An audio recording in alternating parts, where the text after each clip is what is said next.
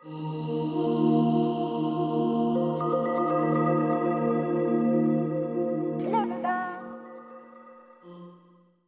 everybody, welcome back to Video Game Esoterica on our continuing series on the Wii U, and today we're taking a look at Donkey Kong Tropical Freeze, which is an outstanding 2D platformer. But before we get too far involved, do me a huge favor, go down below, hit like and subscribe, ring that notification bell, and if you feel so inclined, we have a Patreon link down there as well. But this game is absolutely perfect, and when I first played this, my wife and I switched back and forth. Every time one person died, the other person took the controller, and that's because my wife introduced me to the Donkey Kong games, because growing up, I had a Sega Genesis, and I played Super Nintendo at some friends' houses, but I didn't really get a chance to play many of the Donkey Kong Country games on the Super Nintendo. She grew up with them, and she made me play them about 15 years ago, and ever since then I've been a huge fan of the franchise. And Retro Studios did a great job taking over where Rare left off and creating Donkey Kong games that are as fun and as charming as the Super Nintendo originals, while really increasing the gameplay elements to a 10 out of 10 perfect game for me. Because Nintendo's always known for having amazing 2D platformers. They're probably the #1 company at that. And granted, I grew up with Sonic, and I think he's also amazing. I definitely have to say that Nintendo, they just know platformers. And to have Donkey Kong Country come back after such a long hiatus was awesome. Because on the GameCube, you had Donkey Kong games, but they weren't platformers. They were music rhythm games, which were fun in their own right, but it's so good to see Donkey Kong coming back to where he started from, being a 2D platformer. I mean, granted, he started as an arcade game, but we really all know him for his Super Nintendo entries. But I love everything about this game, and like most of the games I've shown on the series so far, the visuals are just outstanding. Retro Studios does an amazing job at selling this tropical island feel. You have all this lush greenery, you have so many things to look at in the background, everything runs at 60 frames a second. It's just everything you want visually out of a Donkey Kong game. I just love seeing Donkey Kong in high definition. It's a really fun thing to look at. Now on the gameplay side, this is classic 2D Donkey Kong, which is to say, it is not easy in spots. This game's difficulty ramps up to the point where you're getting a really good challenge. Compared to something like Yoshi's Woolly World, that game is more designed for casual players, and you can definitely find some challenge in it, but the Donkey Kong platformers really push you to play near perfect. And of course, you can't fault any game that includes Rambi. Such a fun character, and it kind of feels like the minecart levels, except you have a little bit more control over your trajectory. But the music is amazing, and that is great too, because the original Donkey Kong Country games are known for having a spectacular soundtrack, and Retro Studios did an amazing job at emulating that feel, because when you're playing a Donkey Kong game, you should be having a lot of fun. It sounds amazing, it looks amazing, it plays incredibly, and this game definitely carries that through.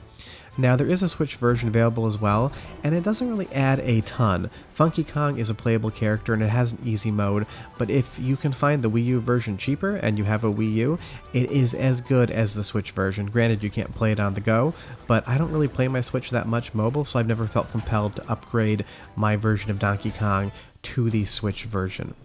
And even things like the boss fights, they're really inventive. All the cutscene you get before the boss comes out, the presentation of this game, they made everything look amazing, and they made it feel really special. And I love that you're fighting all these different aquatic enemies. You have this giant seal coming through with that classic like mountainous horn helmet on it, and you have the penguins in the background spectating the fight. Everything is done with a lot of charm and a lot of unique flair, and everything has a lot of detail built into it, so you're going to have a fun time, not just playing the game, but also looking at it. And that's why I think it is such a special game, because there is no one critique I can say to this game other than the fact that when it was over, I was bummed out that I didn't have more to play. And I would say that you're going to get maybe 8 to 10 hours gameplay total out of it, which is a pretty decent length for sure. And you can go in and try to get some of the collectibles that you missed in levels. But once you beat the game, you've kind of seen what it has to offer. So that might be my only particular complaint, if that even really is one, of Donkey Kong Tropical Freeze in general. What I want to let you do is just listen to a little bit of the music, because it is amazing. Enjoy those nice fire effects. I'll be back in about a minute. We'll talk more about Donkey Kong Tropical Freeze.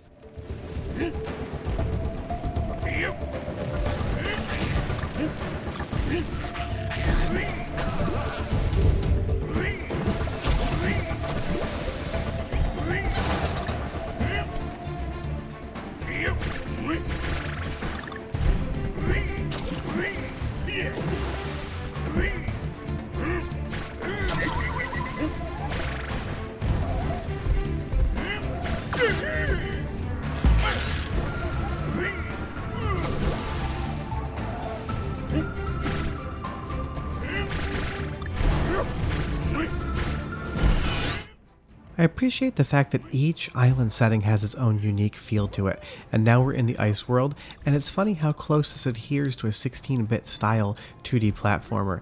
Each different world has its own unique visual feel. You know, this is our cold world, it's icy, it has a lot of blue, and you get different mechanics with sliding around on the ice. But compared to a lot of other ice or water-based levels in gaming, Donkey Kong Tropical Freeze makes them all control really well, and they're all unique and interesting because this is more of your methodical, really have to pay attention to where you're jumping sort of level, and it gives you a challenge unlike some of the other levels where moving fast and precision jumping is the name of the game for that particular area. And I love that the penguins are shooting frozen fish like arrows.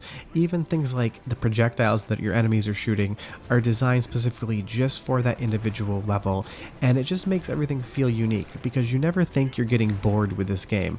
Every time you get to a new world, it throws something new at you to the point where it feels novel and unique, and you really want to continue to play it. And then when you're kind of getting a little bit tired of that one mechanic, you end up beating a boss and go to something completely different. And obviously Donkey Kong is known for having some unique levels as well, and I love the barrel rocket. It's a super simple mechanic, but in execution it can be quite difficult.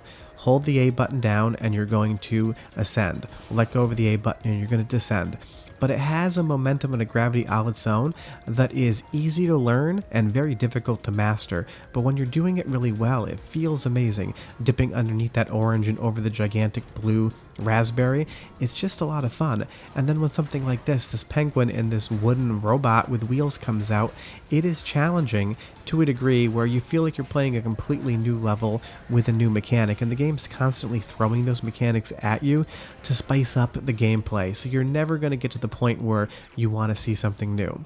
But of course it is a Donkey Kong game, and no Donkey Kong game is ever complete with minecart levels, and these to me are the most challenging and also the most rewarding because when you get everything right, you feel like you're playing perfectly.